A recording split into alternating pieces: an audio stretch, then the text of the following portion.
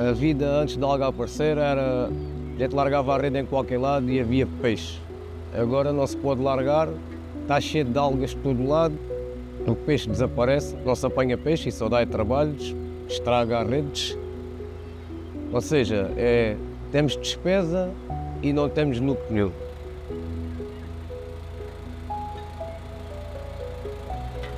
Our oceans, rich in biodiversity, provide sustenance, transportation, recreation and vital contributions to our food, health and well-being. However, beneath these familiar waters lies an unseen threat that silently crosses borders and jeopardizes livelihoods, communities and entire ecosystems. Every year, over 100,000 ships navigate the globe, transporting goods and resources. With these journeys, however, they sometimes bring along unwanted passengers that are unintentionally introduced to new environments through two primary vectors: the ship's ballast water and biofouling on the ship's hull. Ballast water refers to water pumped into and out of ships, which is vital for their stability, whereas biofouling is the process of marine growth on underwater surfaces. Both can transport marine life that, once introduced to a new environment, may disrupt local ecosystems by becoming invasive, outcompeting native species or spreading disease.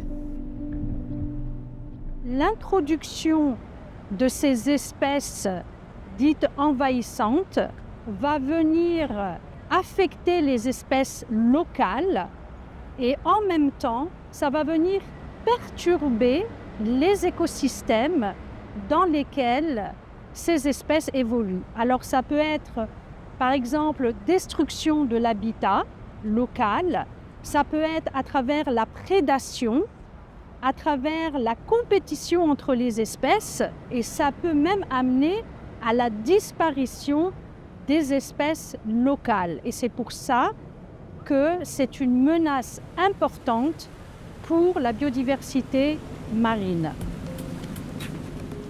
Invasive aquatic species refer to organisms that are able to adapt and thrive in new environments, spreading faster than ever due to increased shipping traffic and climate change.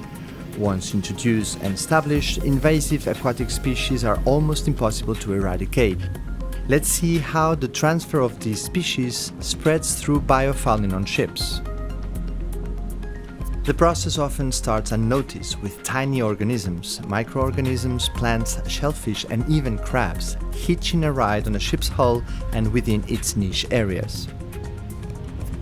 As ships travel, they can carry these organisms across vast distances, endangering new environments. Even the most remote regions, such as Antarctica, are at risk, as these isolated yet rich ecosystems are highly vulnerable to invasions. The expansion of global shipping routes increases the possibility of invasive species reaching these fragile environments. You will find the same species occurring in the Pacific as in the Atlantic, same species in the Arctic as in the Antarctic, and the special communities will maybe disappear.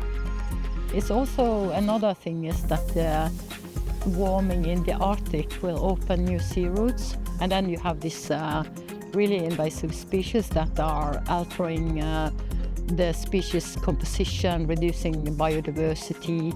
Maybe some native species will probably disappear or at least be of less abundance. The danger is real. When carried across oceans on ship hulls, these silent invaders may reach their next phase, transfer and introduction. Here, these large organisms break away, drifting through the waters, searching for a suitable new territory in which to settle. Biodiversity is threatened by the transfer of aquatic invasive species from one region of the world to another, where they find completely different conditions and may cause a lot of damage if they are imported and have, for instance, no natural enemies. Once the new environment is found, colonization can begin. Individuals settle, and soon colonies may emerge, thriving, multiplying. Invasive species introduced via biofouling also pose a risk to marine protected areas, which currently cover over 8% of the ocean. Although these areas are usually established to safeguard biodiversity, invasive species threaten these vulnerable habitats. The sea vomit is one of the worst species traveling with ships around the world. It originates from Japan, but it has been introduced to both coast of the US and to New Zealand and to Europe quite recently. And it is a colonial sea squirt, so it's very, very small animals sitting together in a colony. And it grows fast, the colonies grow really fast.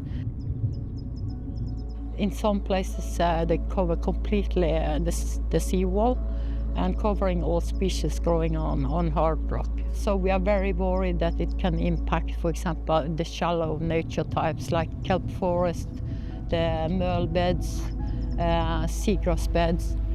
This is not a remote crisis, it's a global issue impacting ecosystems worldwide. Once introduced and established, these invaders can dominate the landscape. What started as just a hitchhike now becomes a permanent occupation. Dans ces espèces aquatiques envahissantes, il y en a plusieurs qui sont problématiques. Donc, on a par exemple le cas ce qu'on appelle le crabe bleu qui a envahi la mer Méditerranée, en tout cas certains pays, certaines côtes de la mer Méditerranée. Par exemple, en Tunisie, c'est le cas.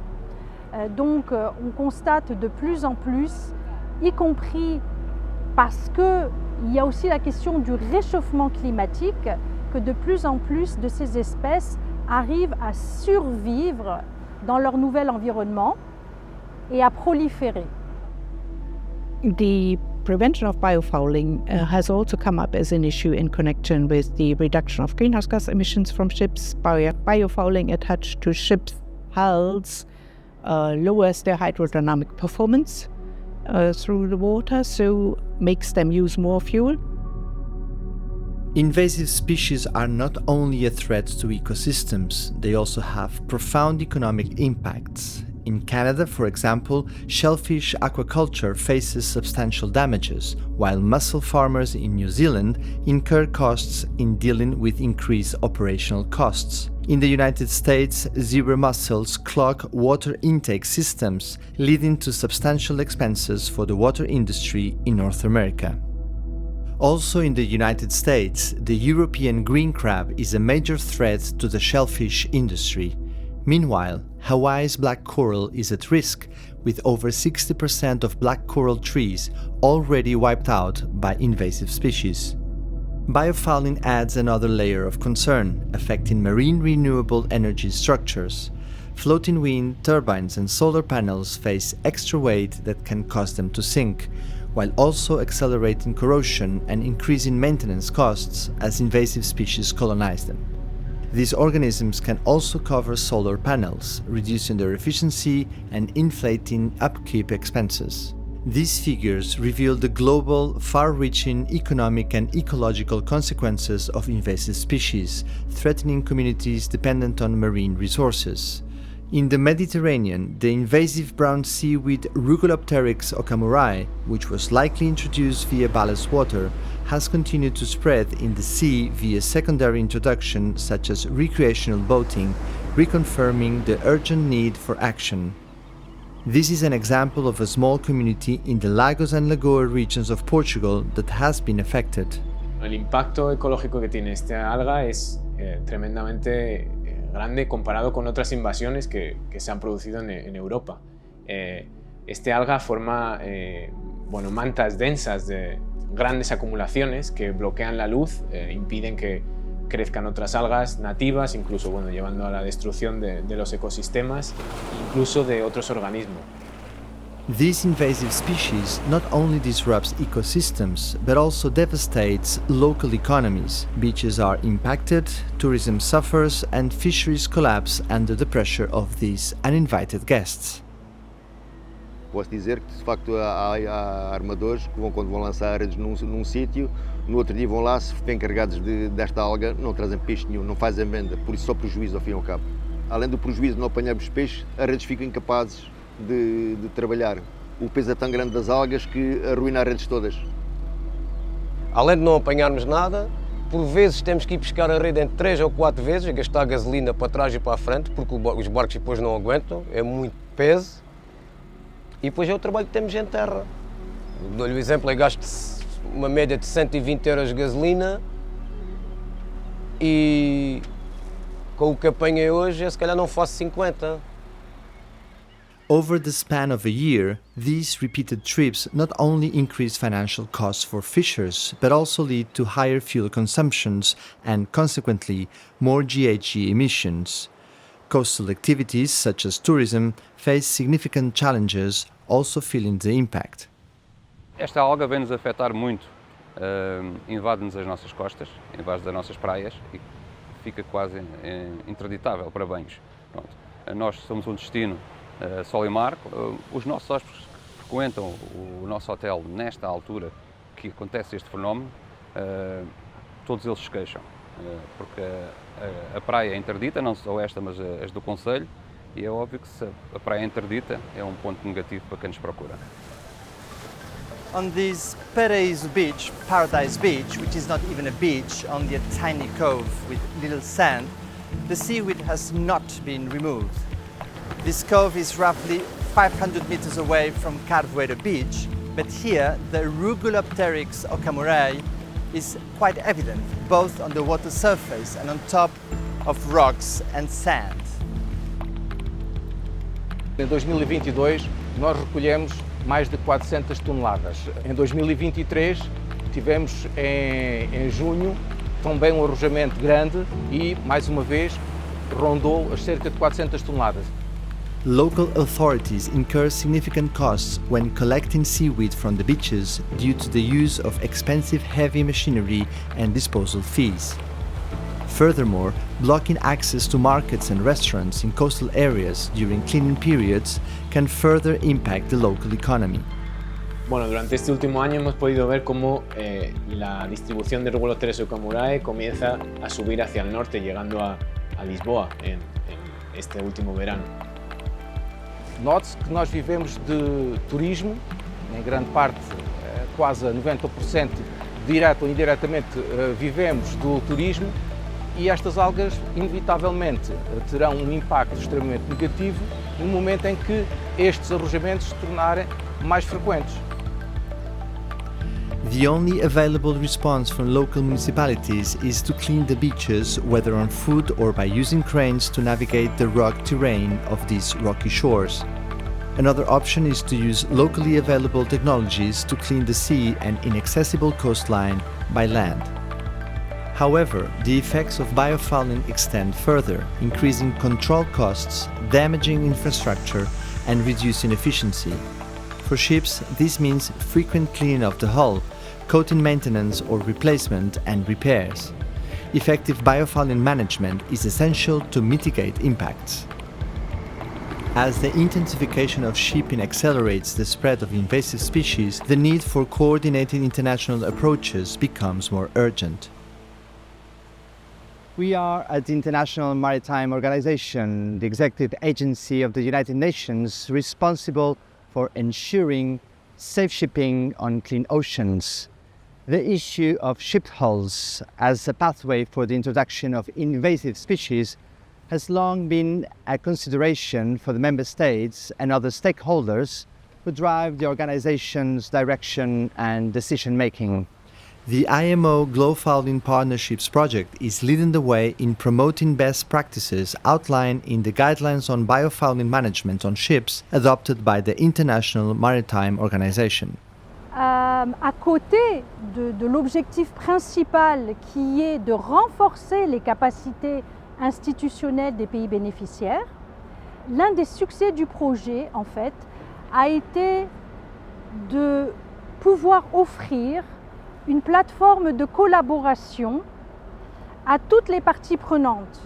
Grâce à cet effort international de collaboration, eh bien, on a pu mettre ensemble tout un tas d'organismes et de personnes qui travaillent sur la question, que ce soit des experts techniques, des experts scientifiques, les gouvernements bien évidemment, mais aussi les associations de protection de l'environnement qui font beaucoup pour sensibiliser, des initiatives régionales, tout un tas, l'industrie bien évidemment, l'industrie.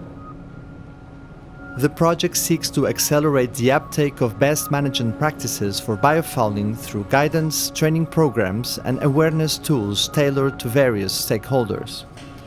A diverse range of tools and techniques is available to combat biofouling on the ship's hulls and within the niche areas. Anti-fouling paints are a popular solution that impede the growth of marine life on the ship's hull. To be effective, these coatings must be properly applied to ships and well maintained throughout their lifespan. Alongside traditional anti-fouling coatings, new technologies such as ultrasonic systems and biomimicry solutions are also being developed and used. Classification societies play a crucial role by providing verification and certification that ensure anti-fouling methods and cleaning techniques are effective. The design of vessel is very important in the biofouling management to prevent or minimize the biofouling on the ship. And the other trend we have seen recently on the biofouling as a technology is this number of proactive cleaning technologies coming to market. That's varying from a very simple device that use hydrodynamic force to clean, all the way up to very sophisticated, fully autonomous underwater ROVs that goes around the ships untethered, using their own navigation, cleaning, inspection hull. Nevertheless, biofouling can still occur, especially in warm waters and when the ship remains idle. In-water cleaning methods keep vessels clean between dry dockings, minimizing downtime and lowering the risk of environmental contamination when waste is managed properly. In-water cleaning is an integral part of any biofouling management strategy. Then the benefits of doing in-water hull cleaning becomes twofold. One is that you save money by reducing your fuel bill, and then also the CO2 footprint of your operations. And then secondly, you're also reducing the spread of alien and invasive species by having a cleaner hull. The main challenge in mass adoption of environmentally friendly solutions for hull cleaning is that of availability. At this moment, there are very few locations where these types of services are available, where you can actually clean and do so in an efficient manner so you don't disrupt the operations. Using anti-fouling systems for biofouling management on the ship's hulls not only helps prevent the introduction of invasive species, but also reduces greenhouse gas emissions and saves on fuel costs. However, invasive species hiding within the niche areas, which are difficult to reach and clean, still pose a significant biosafety risk. While this is addressed by IMO's biofouling guidelines, continued attention to these out-of-sight areas is crucial. Even though the guidelines mark a significant advance in establishing a comprehensive management framework for biofouling, they are not mandatory, and their implementation is subject to the goodwill of stakeholders or the development of stringent policies and implementation by nation states. The main challenge concerning biofouling would be that as a port we need to receive all ships. We don't have a legal way of prohibiting ships for arriving dependent on their environmental state. We ask the ships to document when the hull was cleaned last time and what sort of management system is in place in order to deal with the maintenance of a clean hull. Unless we have a strict regulation which is followed by all states and all ports, it's difficult to actually arrive on a very good solution. Although a few countries have specific regulations targeting biofouling, many have yet to adopt legislation in line with IMO biofouling guidelines. As part of the GloFouling Partnerships project, the Global Industry Alliance, GIA, for marine biosafety has been established to foster collaboration among leaders from the private sector within maritime industries. GloFouling projects and our particular area related to biosafety is all about increasing awareness in the maritime industry, but not just the maritime industry, in general public, because people generally don't know about alien invasive species and the damage it does to biodiversity and communities.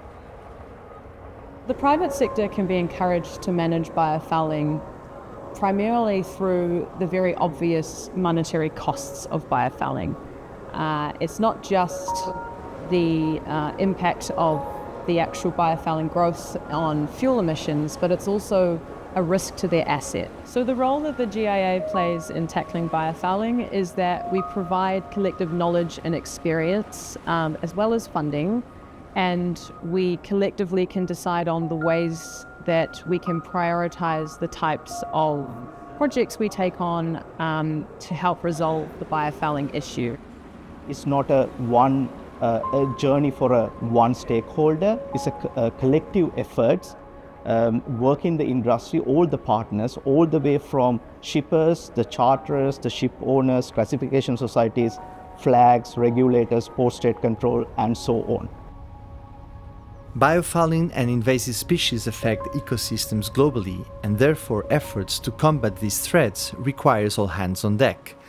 The maritime industry is embracing gender balance, with women stepping into pivotal roles and contributing significantly to maritime safety, environmental sustainability, and policy development. We're dealing with a problem in nature, and nature is diversity, and diverse thinking. Solving this problem is really important. So having women in the room and also all different kinds of nations present in the conversation, because everyone faces different challenges, they have different ideas and perspectives. So I think we're moving very much in the right direction. And I think it's really great that women are becoming much more visible, and the IMO does great work to help women be more visible.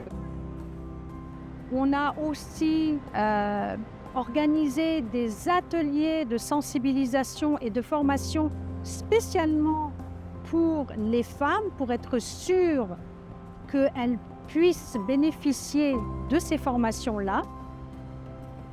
Despite the efforts, mitigating the global risk of invasions remains challenging, highlighting the need for stronger policies and the uptake of innovative solutions for managing biofouling and its environmental impacts. Preventing the spread of invasive aquatic species, reducing GHG emissions and safeguarding our future requires a joint approach. Let's act now before it's too late. Together, we can make the difference.